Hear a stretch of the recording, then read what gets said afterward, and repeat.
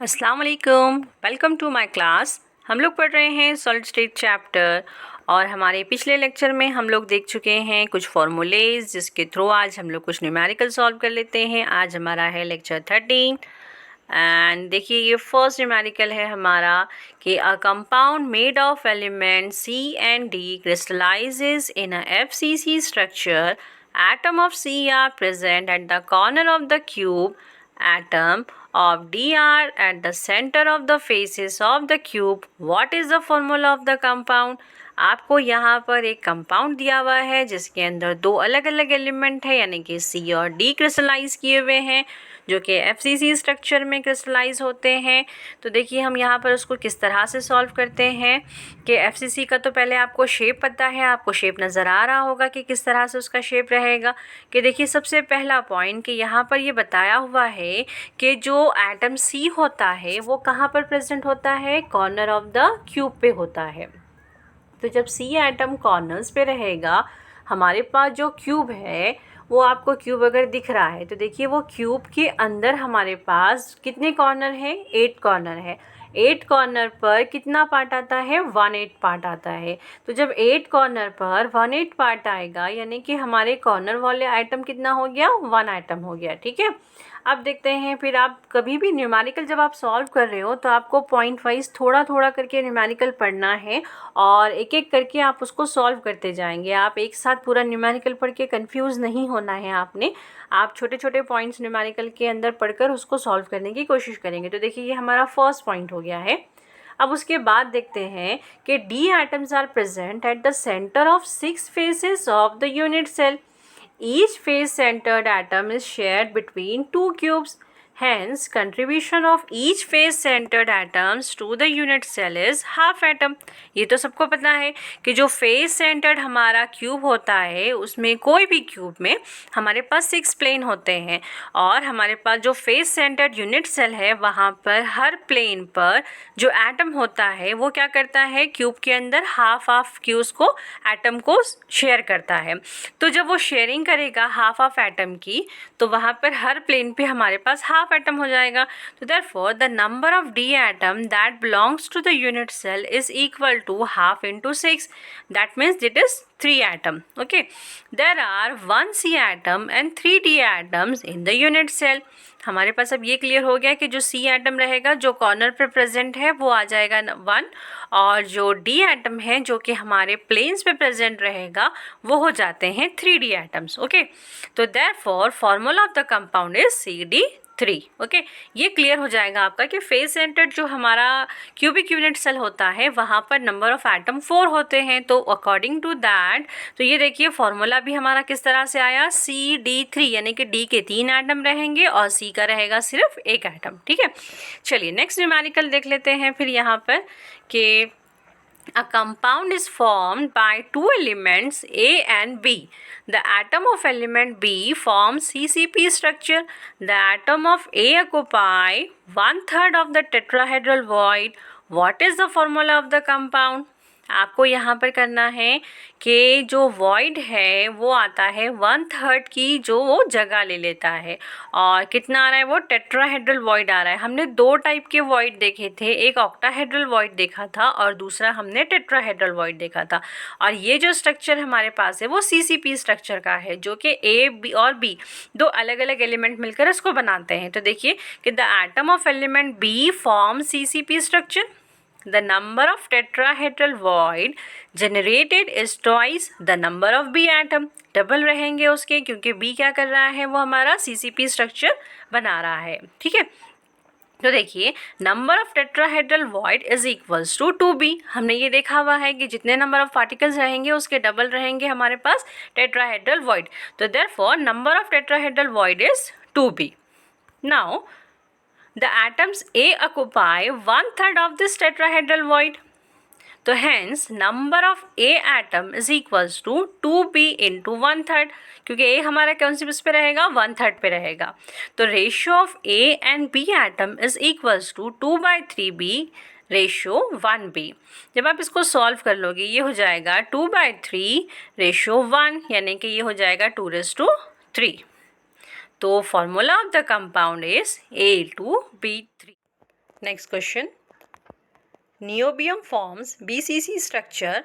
The density of niobium is 8.55 grams per centimeter cube and length of unit cell edge is 330.6 picometer. How many atoms and unit cells are present in 0.5 grams of niobium? तो देखिए niobium यहाँ पर BCC structure बना रहा है, तो आपको यहाँ पर उसके नंबर ऑफ एटम्स कैलकुलेट करने हैं and how many atoms and unit cell are present in 0.5 gram, यानी कि 0.5 ग्राम्स के जो नियोबियम रहेगा उसमें कितने नंबर ऑफ एटम्स आएंगे एक यूनिट सेल के अंदर, हमें वो कैलकुलेट करना है।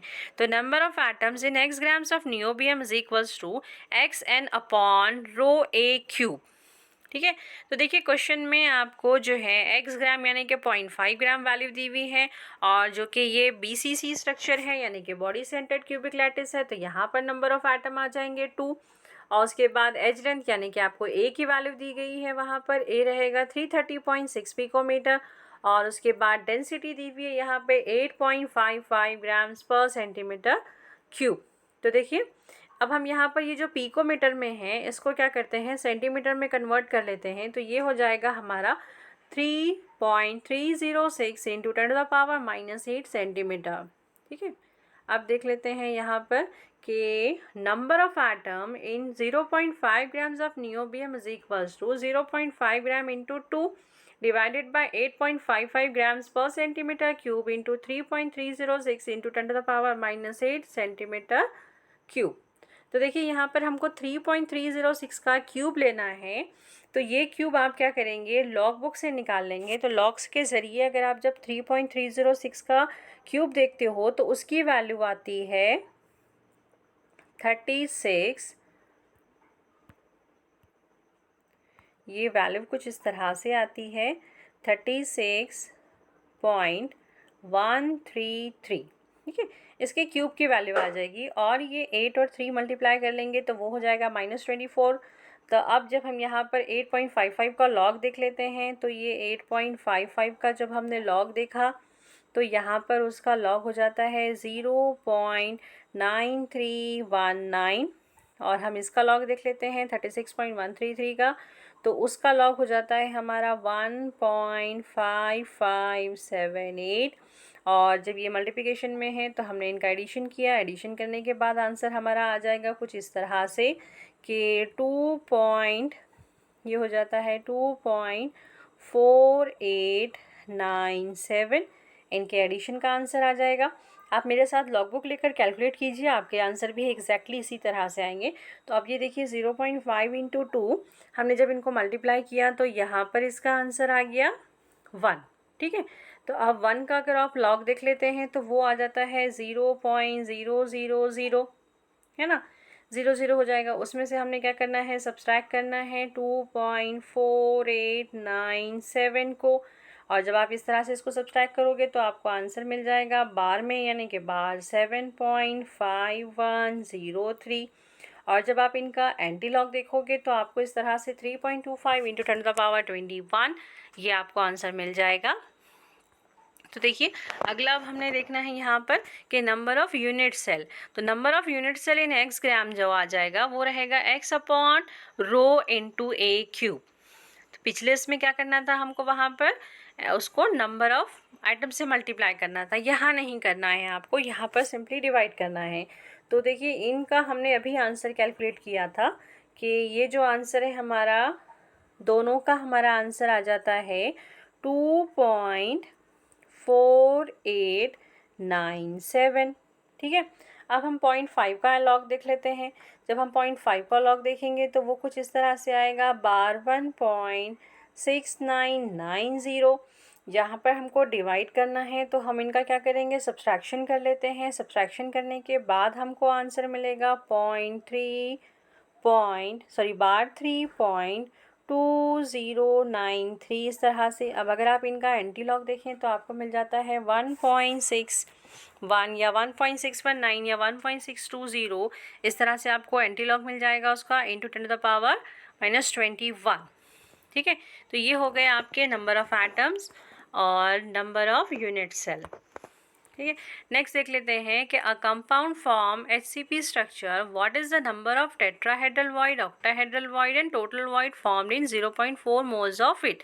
आपको एक कंपाउंड दिया गया है जो कि HCP स्ट्रक्चर बनाता है, उसमें आपको ऑक्टाहेड्रल वॉइड कितने हैं, टेट्राहेड्रल वॉइड कितने हैं और टोटल वॉइड कितने रहेंगे 0.4 मोल के कंपाउंड में, ये देखना है। तो देखिए कि नंबर ऑफ एटम्स जो होते हैं 0.4 मोल में वो कितने रहेंगे, मल्टीप्लाइड बाय एवोगैड्रोस नंबर, और एवोगैड्रोस नंबर ये क्यों कांस्टेंट वैल्यू है, ये होती है 6.022 इंटू 10⁻23। ये कांस्टेंट है, ये आपने याद रखना है इन वैल्यू को। और जब आप उसको मल्टीप्लाई कर लोगे तो ये हो जाएगा 2.4098 इंटू 10⁻23। अब फर्स्ट हमारा जो फॉर्मूला रहेगा, हमें जो कैलकुलेट करना है दैट इज ऑक्टाहेड्रल वॉइड, यानी कि number of octahedral void that will be equal to number of atom. अब हमने ये देखा यहाँ पर नंबर ऑफ एटम हमारे पास कितने हैं, नंबर ऑफ एटम हमारे पास आए हैं 2.4098, तो यानी कि number of octahedral void that will be equal to number of atom. तो ये आ गया हमारे पास सेम वैल्यू। तो देखना है अब नेक्स्ट हमारे पास कि नंबर ऑफ टेट्राहेड्रल वॉइड कितने रहेंगे। तो हमने ये पहले पढ़ा हुआ है कि tetrahedral void is equals to 2n होता है, यानी कि जितने भी नंबर ऑफ हमारे पास एटम रहेंगे आपको उससे 2 से मल्टीप्लाई करना पड़ेगा।